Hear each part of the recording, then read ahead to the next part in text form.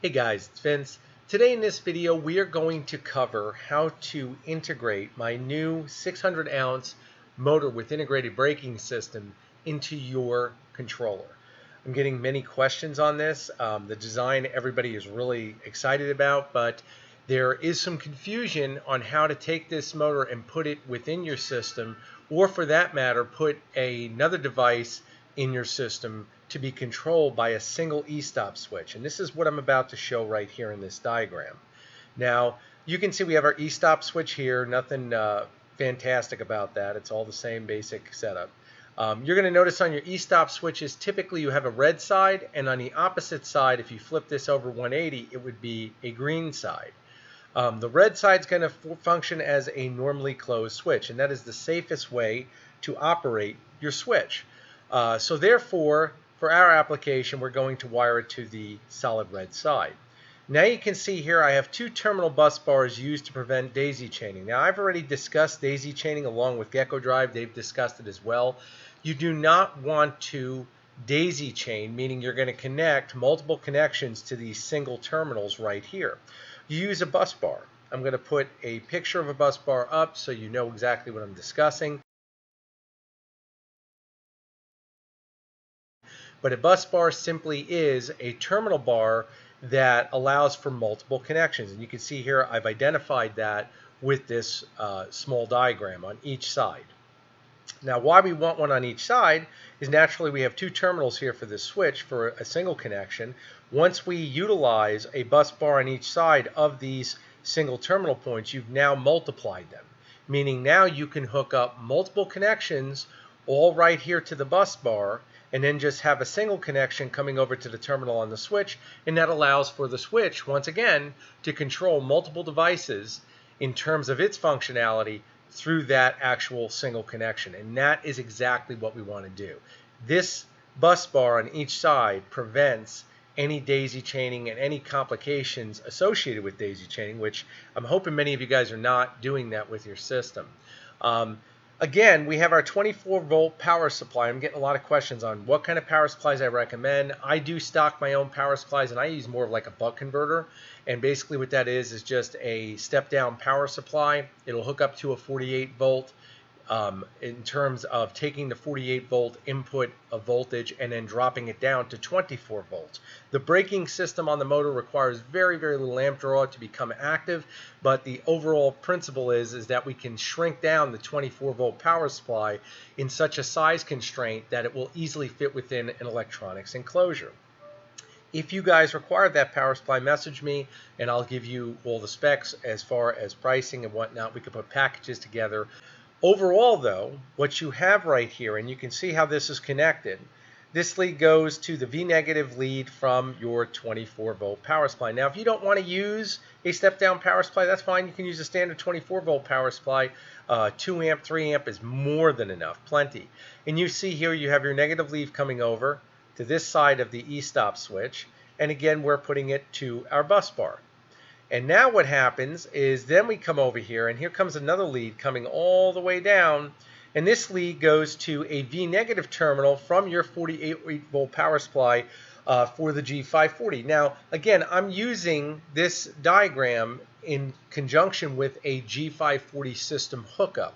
That does not mean you have to use a G540 drive.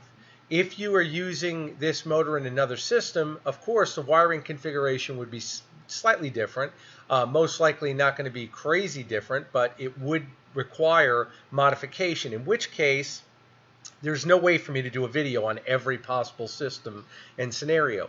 You can message me. I can do a modified diagram, of course, with charge for that. Again, my time is as valuable as yours, and doing these diagrams, I want to just clarify, these are not easy to do, guys. These are time consuming to do because I try to do it in a format that you guys will understand. Once again, we have a black wire here coming over to the bus bar, and then we have another black wire coming over here, and you can see this lead once again goes to the V-negative terminal on your 48-volt power supply for the G540. And once again, why are we using black? Many of you guys are looking at this. You see a black lead here, a black lead here, and a black lead here. Again, that is what we're really controlling with the e-stop, is that V-negative portion of the power supplies, meaning the 24 volt and also the 48 volt. Now on this side, we're also using a black lead to symbolize this, and we're coming over here with another black lead, and you can see we have a black lead that ends here, and then we have a red lead that ends over here. And if we read what this says, this lead goes to a terminal you selected to be your V positive output on your GX16 panel mount connector mounted in the rear of your G540's enclosure from your 24 volt power supply. So again, what we're essentially doing is trying to make a diagram where we are connecting these leads to the GX16, so you're basically set to go. Now, the principle behind that is that then we are able to formulate a plan of connection to your exterior of your system, because we want that pass-through to go from your system to your actual brake that's connected to your Z-axis, which again be the Z-axis motor. And not always will that be the case. If you had multiple of these motors with the brake and you wanted to use them all throughout your system, you can. I have many guys that want to do that. You would just add more than one output. You'd have this lead connected to a bus bar and this lead connected to a bus bar to once again split these leads, so you could have 3 or 4 connections depending upon how many motors your system wants to use, and you're all set to control each axis, once again not preventing daisy chaining. So you can see how complex this can become, but overall it becomes much simpler if we're using the bus bars. So again, this lead goes to a terminal you selected to be your V negative output on your GX16 panel mount connector mounted in the rear of your G540's enclosure from your 24 volt power supply. So again, very, very simple. You've got your V negative, you've got your V positive, and basically with the switch in the middle, and you can see how this lead comes down here, connects right here with the switch in the middle. When the switch is connected in the normally closed fashion, it is with the switch actually on its out phase, is not depressed, you will find that the motor is going to provide holding torque and the brake is not active. A lot of guys get confused. They think the brake is going to be active when the switch is not in the typical pressed in position. It's not. The only time the brake is active is when you depress the switch and we break that normally closed connection here, in which case then the voltage going from the power supply is no longer sent to the brake, triggering it to activate the brake, so your Z-axis does not drop. Now, many of you are going, well, why would you do that with just the E-stop? Well, why we do it with the E-stop is because on a G540, once you depress the E-stop, your motors are essentially freewheeling. They're no longer enabled, meaning there's no more holding torque, and that means that your axis, if you're using lead screws, they can be rotated because the motors are not getting any voltage in an E-stop condition.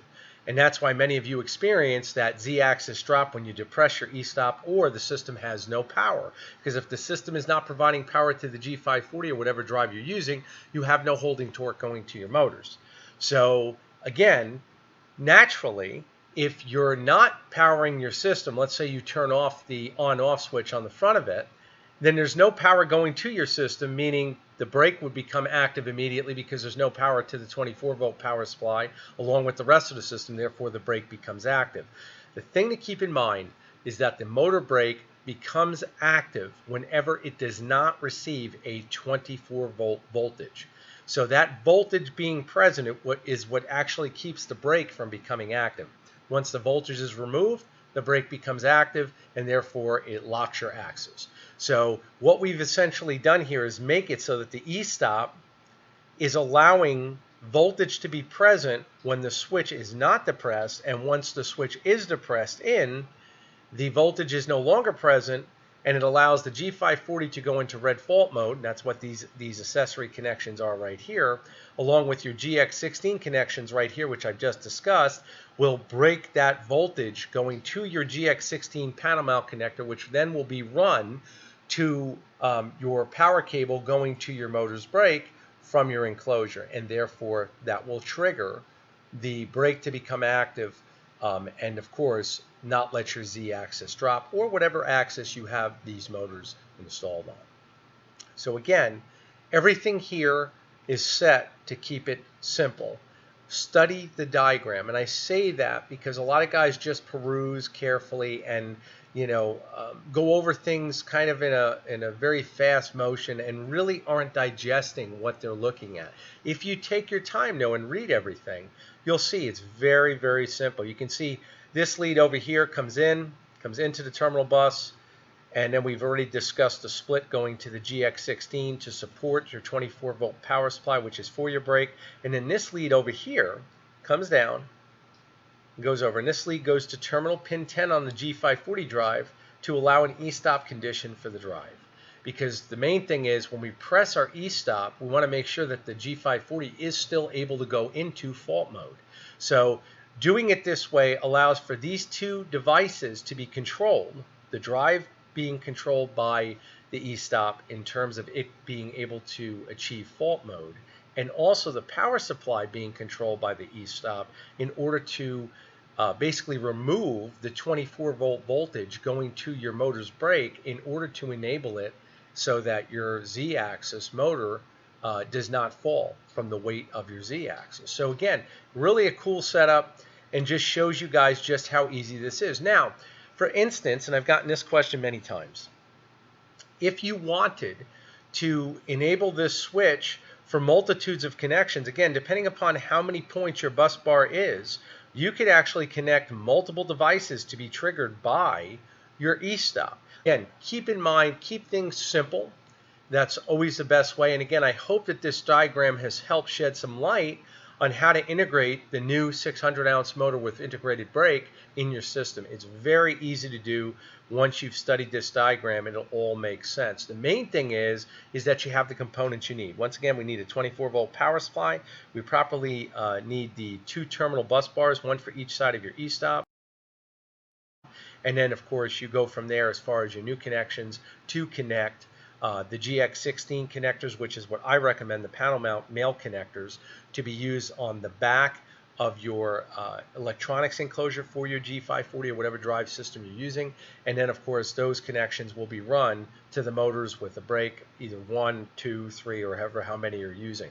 I'm having a lot of guys with lathes contact me about these motors too. They're very interesting. They have a lot of different applications for them. So again, guys, it's endless. It's something that you guys can play with and think about. But overall, this is the easiest way to integrate this new motor into a G540 system. And again, if you want to do one axis, we can do one. If you want to do multiple axis, we can do that. I have a lot of guys doing them on their y-axis. So again, keep that in mind. I hope the video has been helpful. If you guys do need support, questions, just post them. And of course, you can post them in the comments too. I'll definitely answer there too. The thing to keep in mind, if you request me to draw a custom diagram for your system, I'm going to say this again, that is not a free of charge service. These take hours to do usually. So again, depending on your system, the complexity of what you're talking about, that's a very time intrusive process, especially when you're not using the components I sell. That means I have to do research. I have to see everything you're using. And that's why so many vendors that just flip automation components don't actually provide them, because it's very time consuming and there's so many different variables with systems out there. It's almost endless in terms of how much you'd produce. So I'm going to tell you right away, it's not a cheap thing if you're asking for that. If you're asking just for a brake integration, usually that's very quick. But if you're asking for a detailed system breakdown as far as a motor diagram, you're talking a lot of work. So keep that in mind. And again, I hope the video has been helpful. Thank you all. Take care.